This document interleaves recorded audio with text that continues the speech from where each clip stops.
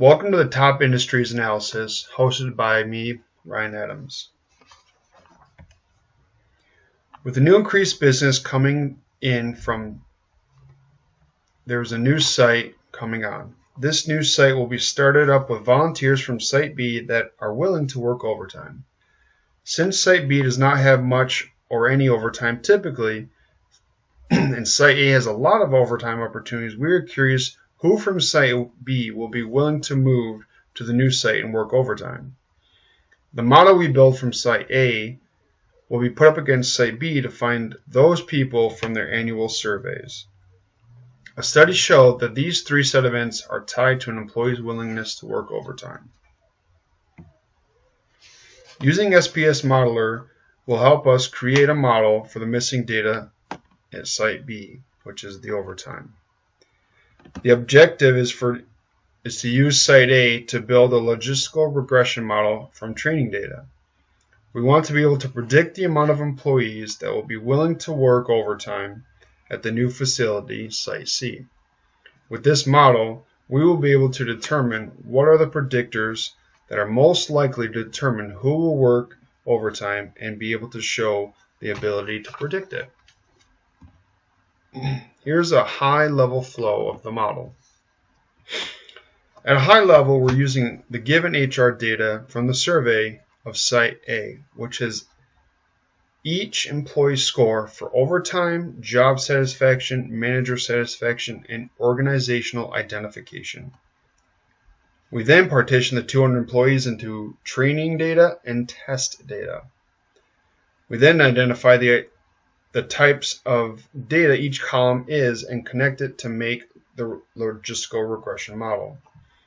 At that time, out pops a golden nugget of information for the overtime target. We then simply run an analysis on the nugget to see how close the model was to predicting the test data.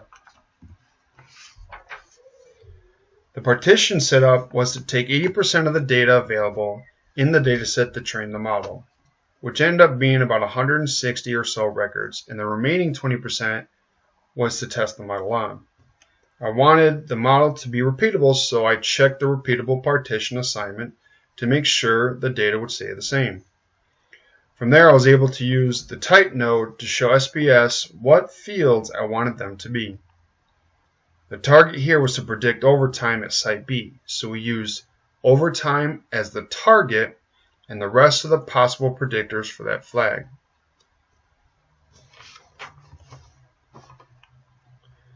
When doing a logistical regression model, it is important to note that if you had hundreds of fields and you only wanted to test a few, or you may have already checked out a few that were not deemed significant, you should set the target and inputs specifically in the logistical regression node. Also, if you're doing a partition like I was, you have to check them in there as well. Also to note, we know that the employee number does not affect overtime, so it was removed from the inputs.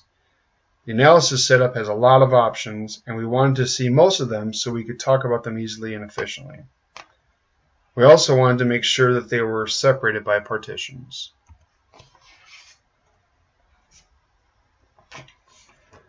It is important to note that while predictor importance for the target of overtime seems to be pretty self-explanatory, relative predictors have to make sense in the practical sense. This means that correlation does not prove causation. It is an overwhelming predictor that feeling connected to the company is a great predictor of overtime.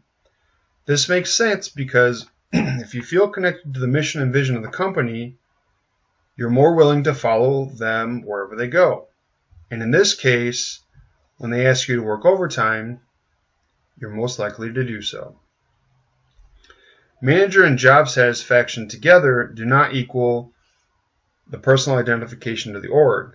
This means that if you want to hire people and or continue to keep employees connected to the company and not just feel like a number.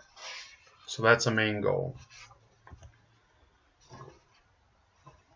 Here we are determining if the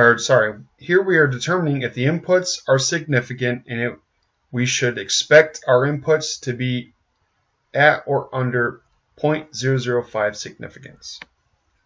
If any should fall outside the 0.005 significance, we would want to talk about removing them from the analysis to create the most effective predictor values for overtime. Here is some complicated information for those who do not understand it. Here we are examining the analysis of the golden nugget produced by the logistic regression. We are most concerned about the coincidence matrix and the area under the curve, or AUC. In both models, it had 5 false positives, 10% and 3% respectively.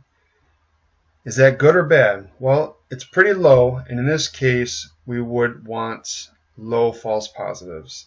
A false positive could mean that we asked an employee to transfer and work overtime when they did not want to. Imagine what this would do for the next survey.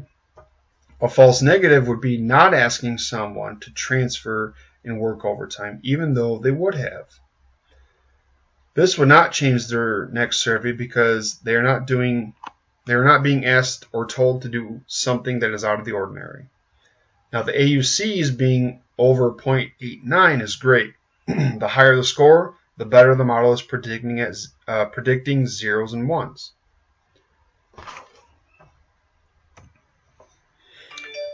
The high-level view of the stream we use to predict Site B staff to work overtime.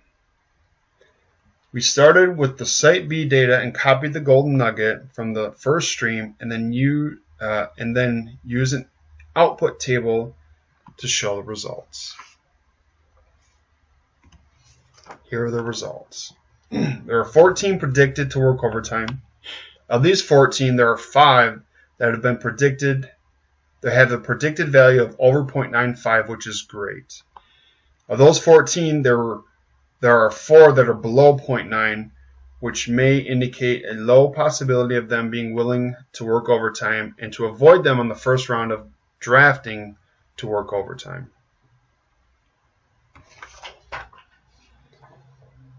The final model summary predicts that 47% of the employees at Site B are willing to work overtime based on their survey inputs. Most of the overtime predicted has a high confidence that it will be right. Like we found out earlier, there were some false positives, and with this model, we will try to stay away from those individuals to start with the lowest predicted confidence. We have very high confidence in this model since we learned that these 3 inputs are highly connected to the metrics of working overtime. It is my recommendation that we continue with this model. This model has a very high predictability rate, and the AUC shows that it is able to predict at a reasonable rate. Using Site B's data, we can call upon about half the workforce to work overtime with little to no disruption or unsatisfaction. The obvious is to continue to do the survey, but maybe do it more often. I would recommend doing them at both Site B and C about every quarter. This will be enough time to not be annoying, but to be effective to continue to gauge the work the workers are doing and adjust as needed. It can always seem like a burden to administer and analyze surveys, so doing them more often can be a pain. But I feel that doing them will help the employees be heard and continue to engage them in the company, which has been shown to have a high impact. Another challenge is picking false positives. As we talked about before, picking someone who did not want to work overtime or someone who was willing to can be devastating to the company. You could have high numbers in the survey and still not want to work overtime, meaning you could have a 4 for job satisfaction, a 4 for a manager satisfaction, and a 5 for being connected to the organization. But if you have outside obligations to the company, you might not want to work overtime, or you don't have the ability to. I believe the possibilities outweigh the opportunities, so let's do this. Here are my references. Have a good day.